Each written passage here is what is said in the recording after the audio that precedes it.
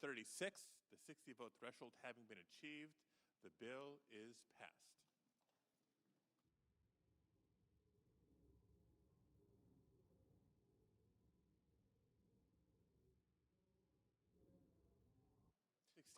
The nays are 30.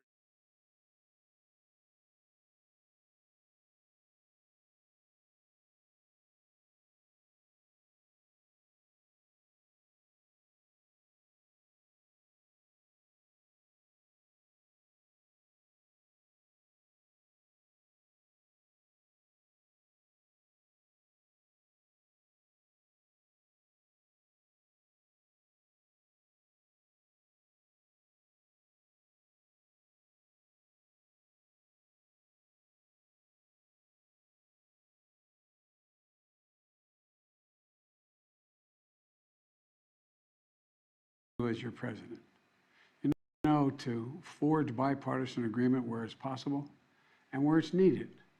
I've signed more than 350 bipartisan laws thus far in just 2.5 years, including an historic law that rebuilding America so that we can rank #1 in the world in infrastructure instead of where we're ranked now, number 13 in the world.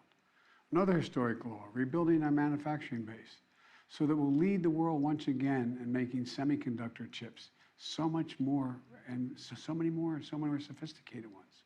And now, a bipartisan budget agreement.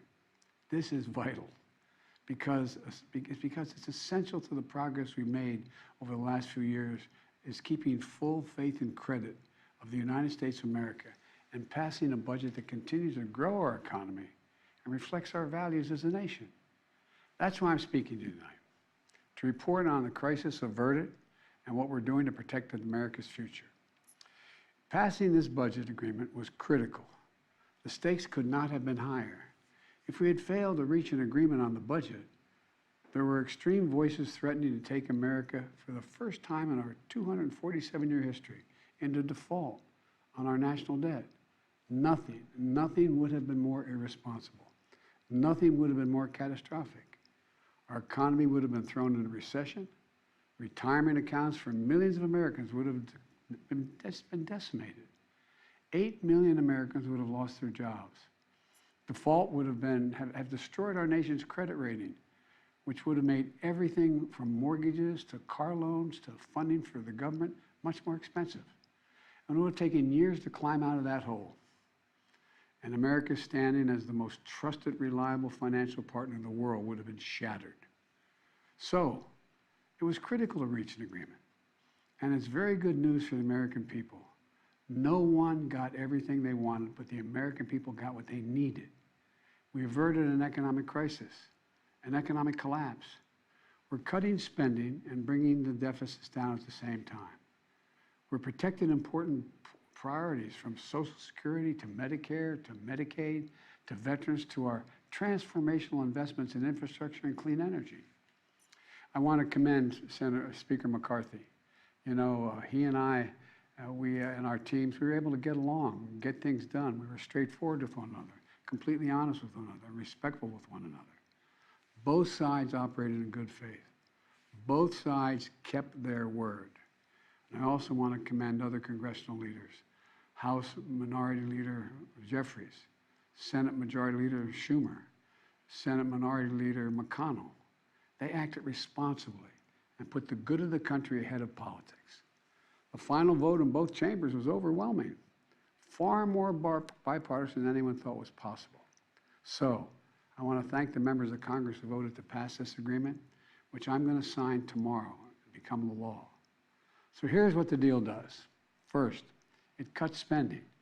And over the next 10 years, the deficit will be cut by more than $1 trillion. And that will be on top of the record $1.7 trillion. I already cut the deficit in my first 2 years in office.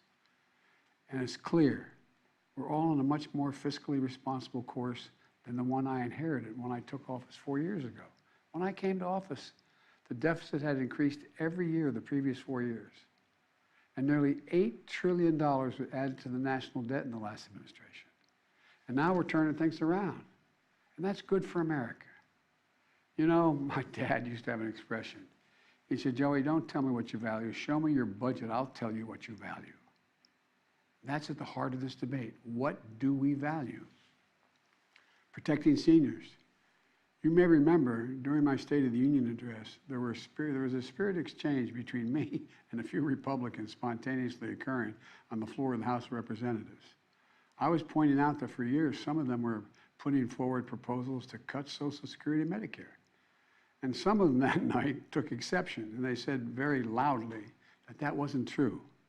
So I asked them on the floor at that night, I said, ask them a simple question. Will you agree not to cut Social Security, not to cut Medicare? Would they agree to protect these essential programs? They're a lifeline for millions of Americans. Programs that these Americans have been paying into every single paycheck they've earned since they started working. And that provides so much peace of mind.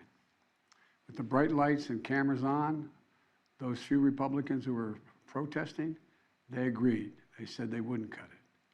That's how we protected Social Security and Medicare from the beginning and from it being cut, period. Health care was another priority for me, a top priority.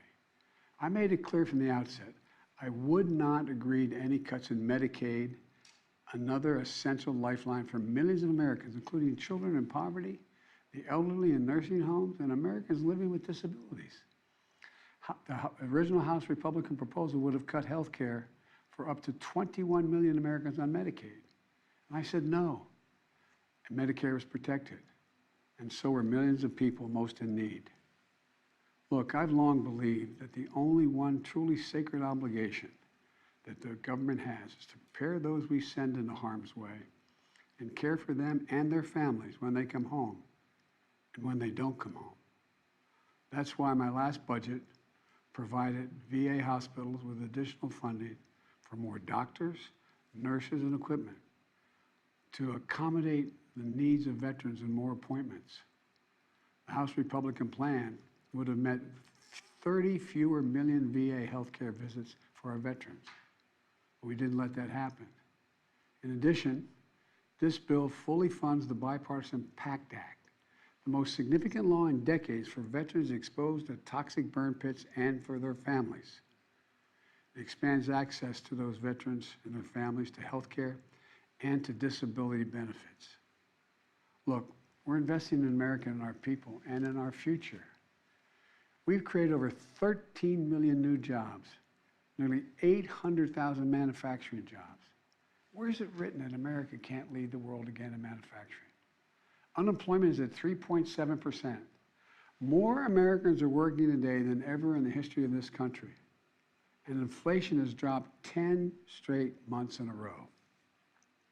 In this debate, I refuse to put what was responsible for all this economic progress on the chopping block. This bipartisan agreement protects the law that will help us build the best infrastructure in the world.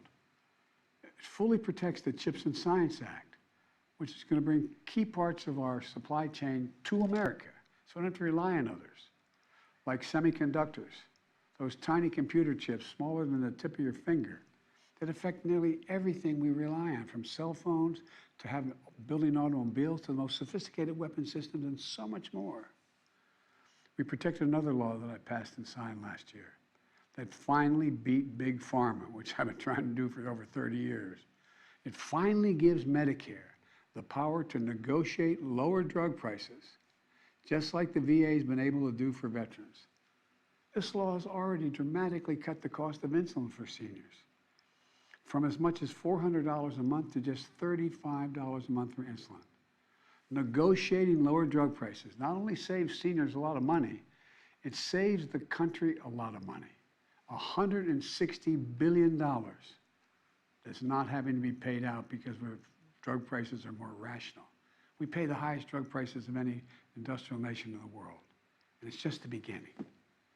You know, we also protected the most significant breakthrough ever in dealing with the existential threat of climate change. Today, new wind and solar power is cheaper than fossil fuel. Since I've been in office, clean energy and advanced manufacturing have brought in $470 billion in private investments. It's going to create thousands of jobs, good-paying jobs, all across this country, and help the environment at the same time. Remember, at the beginning of this debate, some of my Republican colleagues were determined to gut the clean energy investments. I said, no, we kept them all. And there's so much more to do. We're going to do even more to reduce the deficit. We need to control spending if we're going to do that. But we also have to raise revenue and go after tax cheats and make sure everybody's paying their fair share. No one, I promise, no one making less than $400,000 a year will pay a penny more in federal taxes. But like most of you at home, I know the federal tax system isn't fair. That's why I kept my commitment, again, that no one earning less than $400,000 a year will pay a penny more in federal taxes. That's why last year I secured more funding, more IRS funding, to go after wealthy tax cheats. The nonpartisan Congressional Budget Office, and it is nonpartisan, says that this bill will bring in $150 billion, and other outside experts expect that it would save as much as $400 billion, because it's forcing people to pay their fair share. Republicans may not like it, but I'm going to make sure the wealthy pay their fair share. I'm also proposed closing over a dozen special interest tax loopholes for big oil, crypto traders, hedge fund billionaires, saving taxpayers billions of dollars. Republicans defended every single one of these special interest loopholes, every single one. But I'm going to be coming back, and with your help, I'm going to win.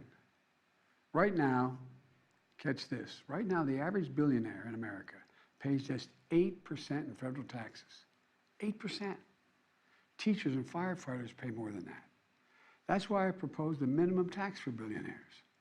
Republicans are against it, but I'm going to keep fighting for it. No billionaire should pay less in federal taxes than a teacher or a firefighter. Look, let me close with this. I know bipartisanship is hard, and unity is hard, but we can never stop trying. Because in moments like this one, the ones we just faced, where the American economy and the world economy is at risk of collapsing, there's no other way. No matter how tough our politics gets, we need to see each other not as adversaries, but as fellow Americans. Treat each other with dignity and respect.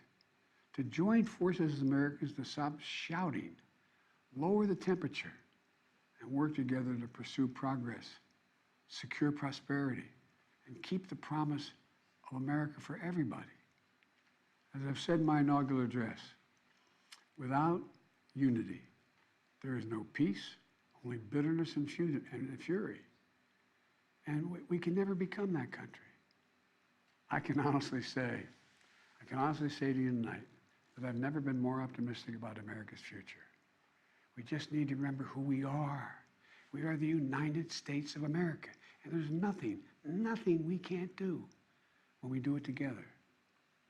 So thank you all for listening, taking the time tonight to listen to me. May God bless you all, and may God protect our troops. Thank you.